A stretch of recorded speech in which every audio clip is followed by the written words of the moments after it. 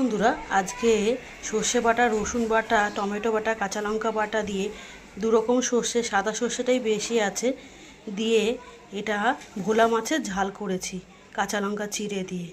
কতটা লোভনীয় হয়েছে তোমরাই দেখো। এই কাঁচা লঙ্কাগুলো যখন গরম ভাতের সাথে ডলে খাবো অসাধারণ লাগবে।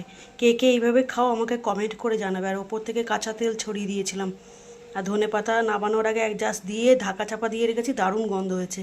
আর কি কি রান্না হয়েছে সুচরিতার হেসেলে তোমাদের সাথে শেয়ার করছি, চলো।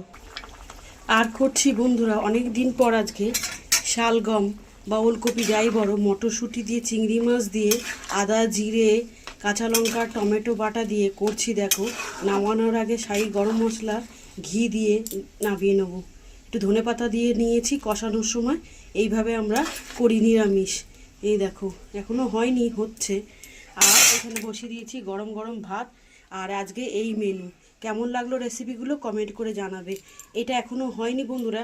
তার আগে শালগমগুলো আমি একটুখানি গরম জলে নুন দিয়ে আলু আর শালগম ওলকপি যাই বলো ভাপিয়ে নিয়েছিলাম। ফোড়নে দিয়েছিলাম তেজপাতা, সাদা জিরে ফোড়নে দিয়েছিলাম। দিয়ে এই শালগমগুলো দিয়ে ভালো করে নাড়িয়ে ছাড়িয়ে নুন হলুদ মিষ্টি দিয়ে ভালো করে কষিয়ে নিয়েছি। মশলা টশলা দিয়ে চিংড়ি মাছটা লাল করে ভেজে নিয়েছিলাম আগে।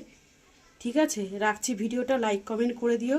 রেসিপিগুলো কেমন লাগলো কমেন্ট করে জানাবে। এক হাতে ভিডিও করছি, এক হাতে তোমাদের সাথে কথা বলছি মুখে, এক হাতে এইগুলো নাড়াচাড়া দিচ্ছি, অসুবিধা হচ্ছে, তাই জন্য একটু মানিয়ে নিও বন্ধুরা। এই দেখো, ঠিক আছে, রাখলাম ভিডিওটা এখানে।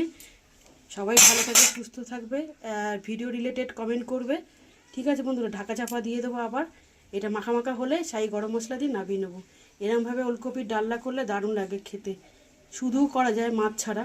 ঠিক আছে, সুচরিতা তোমাদের খুব ভালোবাসে, লাইক কমেন্ট করো যারা, তাদেরকে অনেক সম্মান করে। আর সবাই পাশে থেকো, সুস্থ থেকো। দেখাবো অন্য কোনো রেসিপিতে, অন্য কোনো ভিডিও নিয়ে।